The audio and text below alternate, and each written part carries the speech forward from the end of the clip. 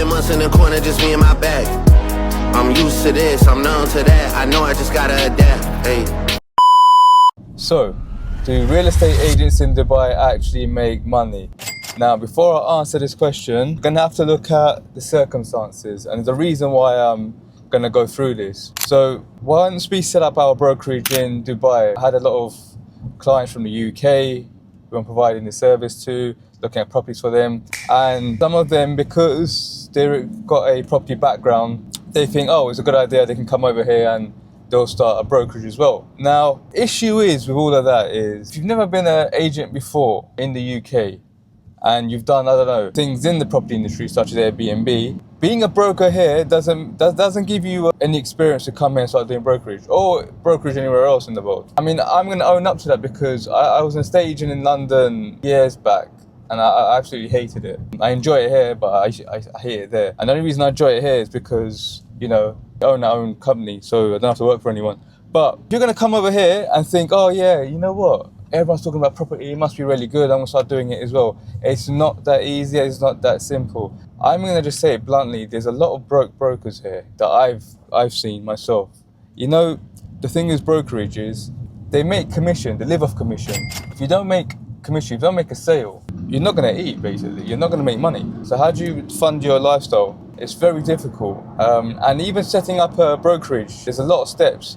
Setting up a license just for brokerage is going to cost you about £10,000. On top of that, you're going to have to get a RERA license. That's the regulating body. That's about £2,000, so it's not that bad. But that's just the licenses. You're going to have to get a physical premises. You're going to have to get an office. And that's going to cost you money. So before you even sell a single property and you want to set yourself up as a brokerage, you're going to have to fork out all these costs. Now, if you want to come over as a broker yourself, real estate agent, and you want to work for someone, 90% of the chance you're going to be paid commission only. There's going to be no salary.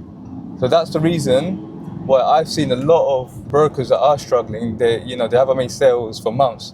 And averagely, to make one sale, the average time it takes is like between 3 months to make from having a lead, from that lead to progress to the next stages and you closing that deal will probably take you, about 90 days, they say, averagely. You can look up the statistics online. And every lead you speak to, there's a conversion rate, and conversion, you're not going to have there's no one that gets a 90% or 100% conversion rate. I mean, I've heard of someone actually in the UK that gets 70% conversion rate, and that is unheard of. But he's been in the game for so long, and we're talking about London, we're not talking about Dubai. If you think you can come up here, set up, everyone's doing it well, do not get brainwashed thinking, it's that easy, anyone can be a broker and everyone's making money. They're not.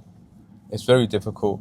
I mean, even ourselves in SBA, we've got the UK side, and SBA is running for the last 40 years. We manage residential buildings in the UK, and that supplements us.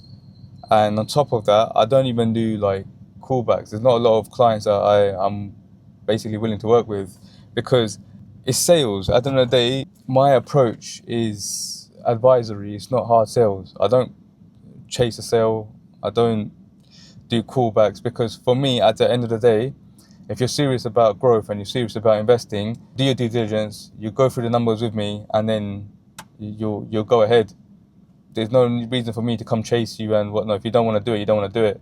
And when I'm working with clients, I'm trying to build a community. So the clients I work with, they've got the same mindset as me, and that's speed. We're serious about our business, we're serious about growth, and we work with speed. We do our due diligence, we run through all the numbers, we checklist everything, and then we just take the shot, and then it's on to the next. That's the clients I work with, because those clients that I do work with, usually I'm learning a lot from them, or I'm also buying product or service from them as well. But yeah, in a nutshell, it is difficult. Anyway, do tonight. So we've got a few people that's come through the UK. They're asking me to come and see them as well. I haven't seen them for half a year now. They've got a few investments that in a few places that we've done as well. So let's get it.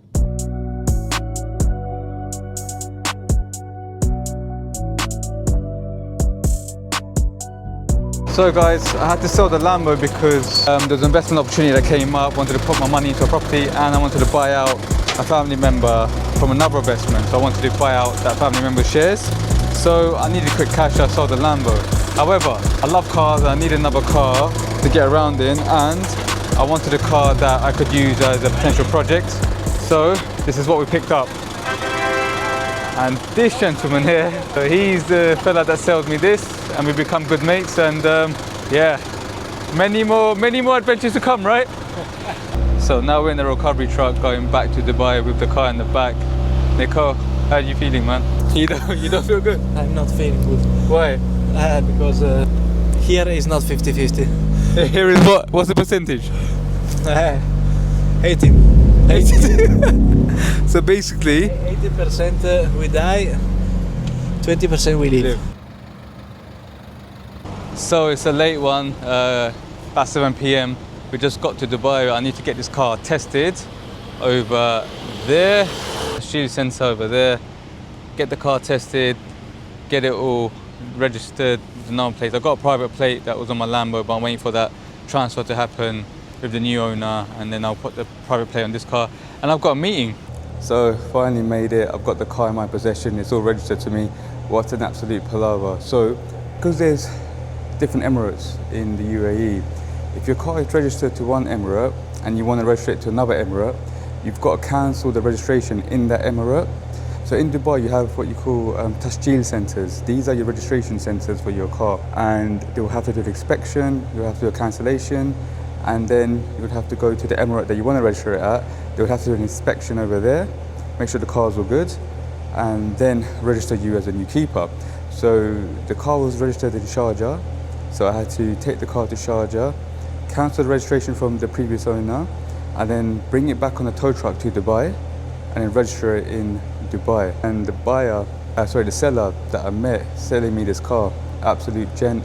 And you know, I network through various ways, right? But the best way I like to network is from cars, because I love cars, and there's a big car culture here in Dubai. It's amazing, the networking opportunities here. So the gent that I met, Nico, we've become really good friends now. And it turns out that his uncle imports marble stone, Italian-made marble stone, and there's only 10 producers that can produce this certain stone. And you know, us being in property and real estate, I thought, oh, that's brilliant, and I would love to be able to offer that service as well to people that have villas, the people that want to renovate. Because I've got a lot of people asking me for BRR from the UK that want to start it here.